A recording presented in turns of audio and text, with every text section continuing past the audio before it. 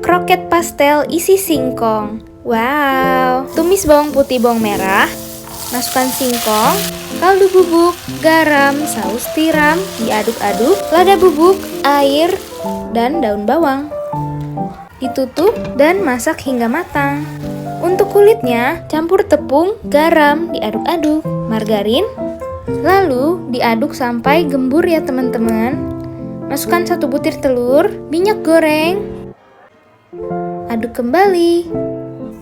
Tuangkan air dingin perlahan-lahan. Setelah itu, uleni dengan tangan. Diistirahatkan. Setelah itu, ditimbang. Nah, beri tepung secukupnya.